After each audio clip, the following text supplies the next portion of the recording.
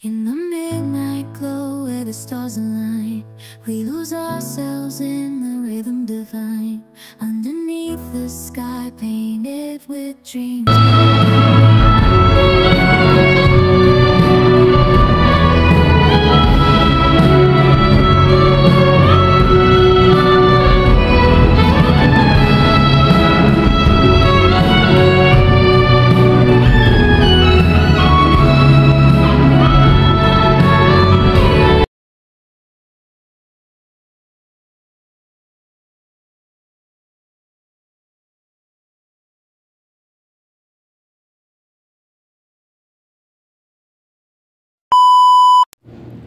For today's video mga kalingap, mag-reaction naman tayo sa Mikris.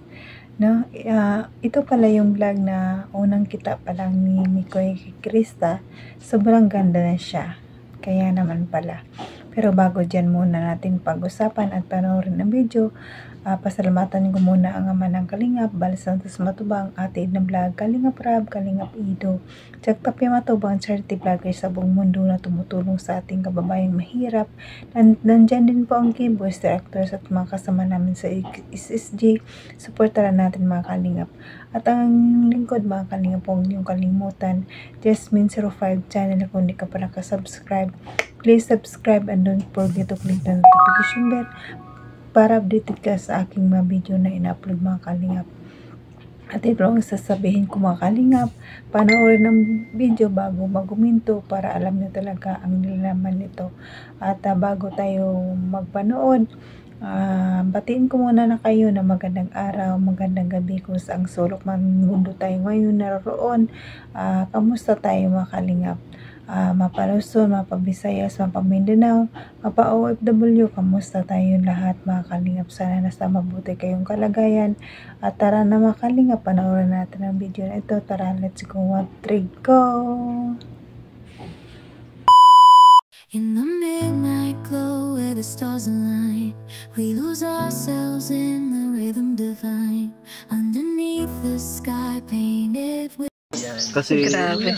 kumakanta naman ako kahit pa paano. Kumakanta nga ako sa live, nababati ako kahit pa paano. Kasi dalawa kami ni Carl dyan. Yes. So, ibang level si Krista. Ang ganda ng pose. Saka ang ganda, no? At ang ganda niya, parang nakakatameme yung pagtititigan kanya habang kumakanta. Yes. Grabe. Pala. Grabe. Wala kabang-kaba ka naman pala kay Krista. Babawi ako. The revenge. Abangan namin yan, ha? Yung pagbabalik. Madala na siya ng live band. Tama niya si Carl. Siya talaga si Carl. Singer talaga si Carl eh. Oo. So, since yun nga, pag nagla-live kami, kumakanta kami ni Carl. Kaibigan ko kasi si Carl. So, para hindi ako na-intimidate kasi kahit magaling si Carl kumanta, kaya kong sabayan. Pero iba si Kristen. Iba? Oo, grabe. Sobrang ganda. So, sa sunod, paghahandaan mo na siya. Ganda ng boses. Paghahandaan natin yun. Magdadala akong gitara. Ay, grabe. May pag-gitara agad. Set. Ay.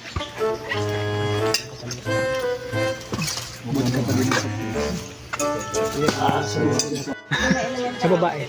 Sa babae? Sino nga sabi? Yes, Sa lalaki, alam mo sinong kamukha ko. Sino? Ikaw. Ilang oras ka natutulog? Ilang oras ka natutulog?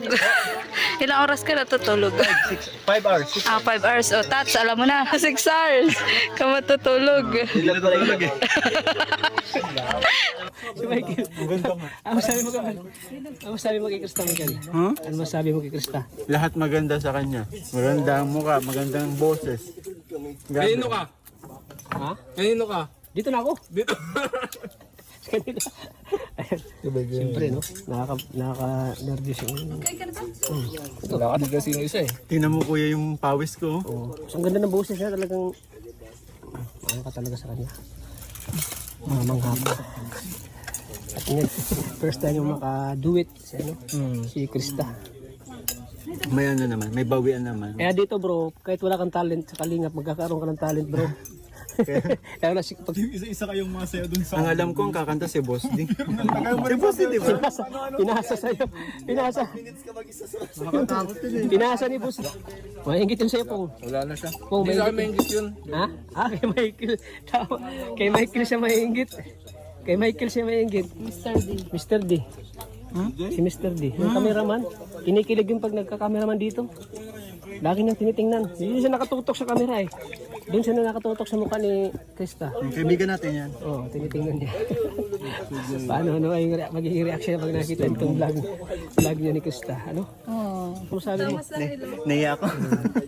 May kamukha siyang babae. Ilang palapag yung ilong? Sino kamukha niyang babae? Pag tinitingnan mo siya. Si Barbie Fortesa. Kamukha ni Cristina Gonzales. Sino yun? Cristina Gonzales. Kuya, tas di na naabutan. Kahit Hindi mo na naabutan. Ako Panahon naabutan ko mo pa yun. kasi yun, panahon Ikaw, mo. di mo naabutan. Kamukha daw siya ni Cristina Gonzales. sinasabi yun sa live, hindi ko naman kilala. Pero sa'yo bro, sino kamukha mo? Sino kamukha mo? Sa babae. Sa babae? Yun nga, sabi. Yan Sa sinabi mo? lalaki, alam mo sinong kamukha ko? Sino? Ikaw. Ilang oras ka natutulog? Ilang oras ka natutulog? Ilang oras ka natutulog? 5 hours, 6 hours. 5 hours. O, Tats, alam mo na. Ako, 3 hours lang ako ay.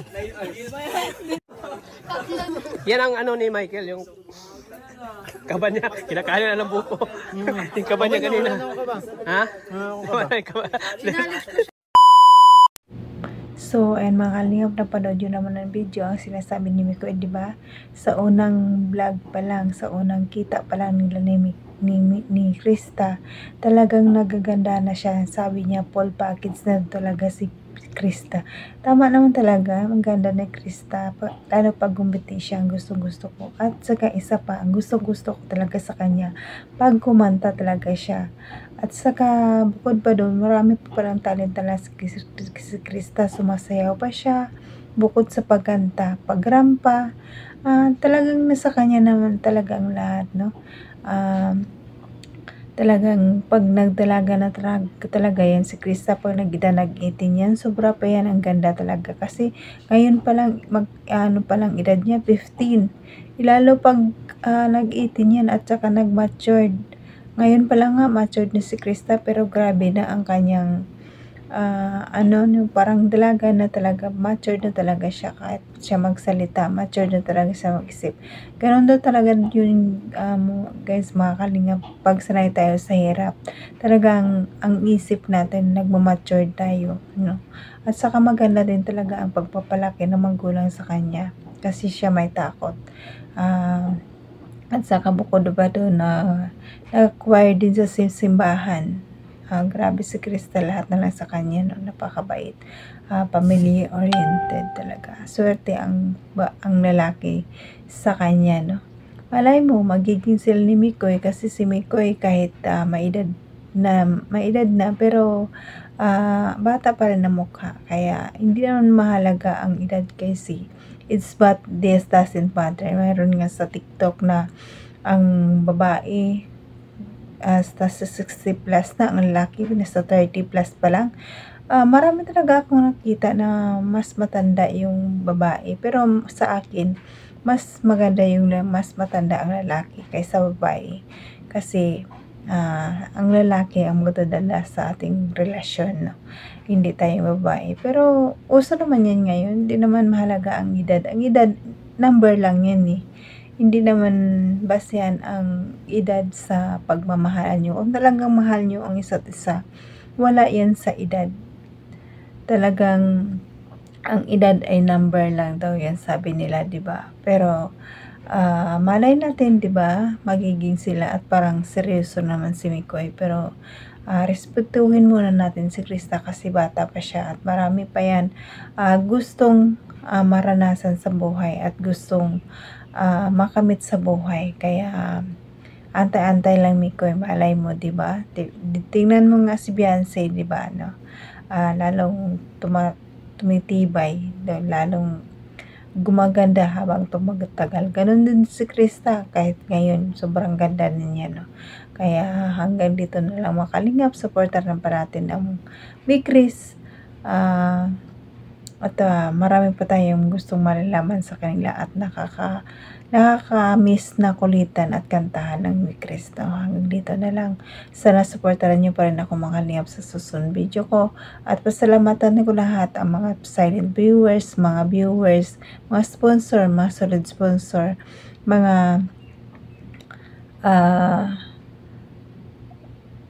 kalingap supporters. Maraming salamat sa inyo at sa pagpapanood ng aking video at pag-support. Salamat sa lahat.